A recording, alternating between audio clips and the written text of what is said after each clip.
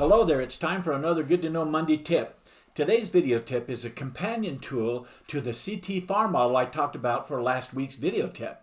In fact, if I remember right, I've talked about the CT-FAR model twice now, and that's because it's so important that we learn how to manage our thoughts so we don't disrupt the laws of attraction and manifestation and keep them from working positively in our lives.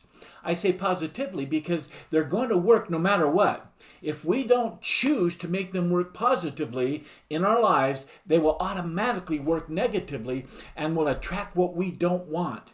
So, the tools I'm going to talk about today are not the laws of attraction and manifestation. They're the two laws related to our relationships. And I call them the law of the third option and the law of setting the table. The law of the third option can be best explained this way. Let's say you're in a relationship, either as a spouse or a partner or a friendship, etc. And let's say you're in real emotional conflict, so much so that you're feeling really disconnected to the other person, be it your spouse or partner or friend. In other words, you're just beside yourself. As you know, there's always many facets to a relationship, such as how one feels about or believes about finances, or disciplining children, or faith and religious belief, etc., or lack of. And for this video tip, I'm going to use the topic of finances to illustrate how these two laws work. Let's say you're married and you find you and your spouse have a big difference of opinion regarding work and how to spend your money, and you're not in agreement at all. And as a result of your differences, both of you now find yourselves feeling very disconnected from each other. So much so that it's getting in the way of feeling close, even in those areas you haven't had any conflict with so far. So here's where the law of the third option can play a big role in helping you through this very difficult circumstance.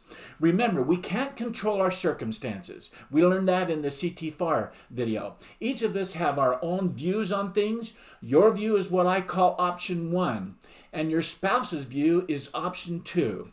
And the third option is somewhere in the middle where your two circles or of opinion or circles of view, I call them, has a chance of intersecting. Here's what I mean. Take a look at this diagram right here for a moment. See this? Your view, your spouse's view or friend's view, and when they overlap is this third option. And you say, but they're not overlapping. We're so far apart. In fact, this says no connection, this little bar between. There's no connection there.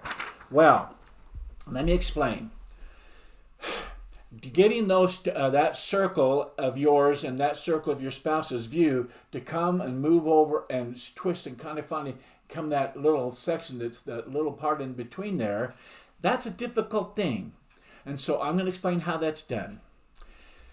You've all heard the comment of first seek to understand before you can feel understood. And it takes the opportunity of and requirement of being not necessarily in agreement, but to affirm that what somebody says, to legitimize that they're legitimate feelings. And that's not an easy thing to do. And so there's these two tools that I use to help somebody get past such a situation which is causing so much disconnection. And so let's say you're willing to get two notepads and two pens, and you go to your spouse and you say, let's say Jim is the spouse, and you say, Jim, we've been in conflict and we're disconnected. We're feeling some rough things in this situation, and I know I love you, and I just want you to take a thought. I want to do something, and hopefully you'll do it, and that is this.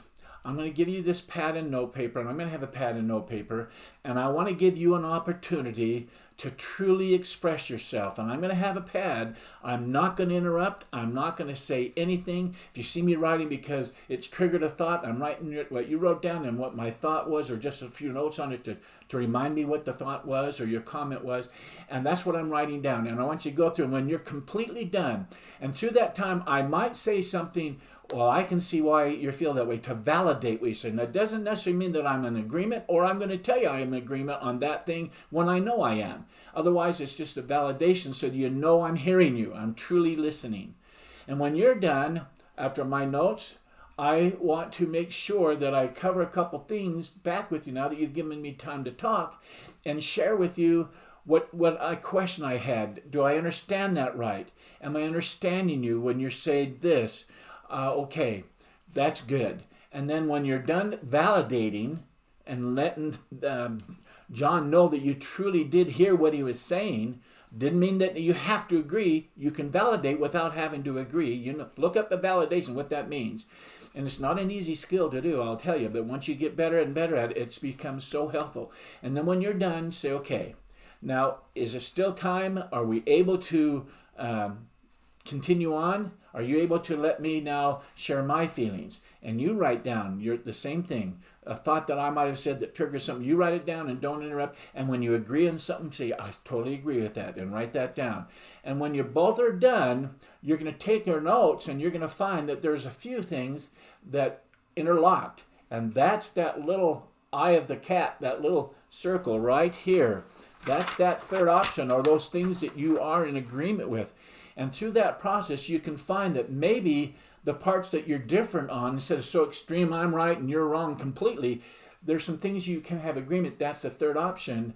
And that's the important part here, is to find those things you're in agreement on will then help you have a process of talking it out.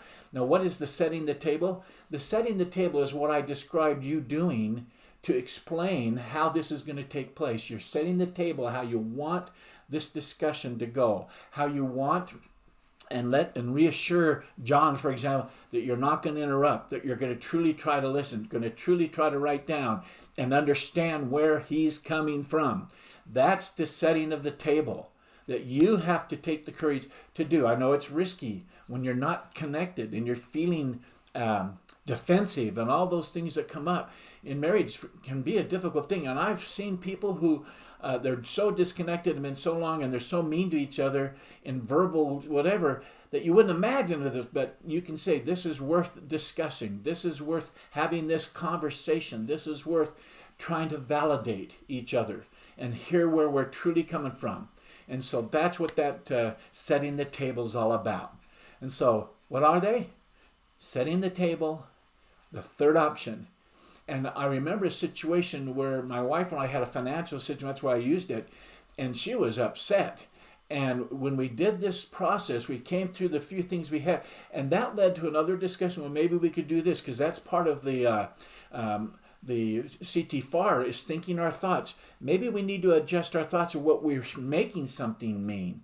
And when you hear and do this validation and seek ye first to understand before you're understood process of finding the third option, it opens the door to a variety of things and say, well, maybe I can try that. Well, maybe I can try that. I really didn't understand that's how you really felt about that and why. And that's that discussion of the third option. And when you find you have the third option, it can slowly start to ultimately have you both circles on top of each other, because they're in full agreement of what you're going for. Now, these peripheral things, you got to decide if they're that big to throw away something. And some people do little teeny peripheral things.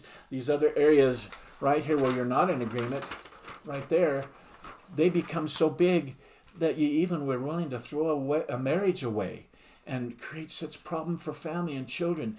It's difficult because the disconnection is really an emotional trauma.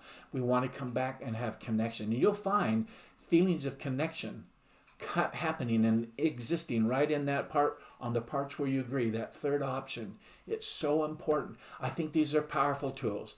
Love to chat with you about it sometime, answer questions out, but for right now, that's the two laws I want to talk about. The law of setting the table and the law of the third option.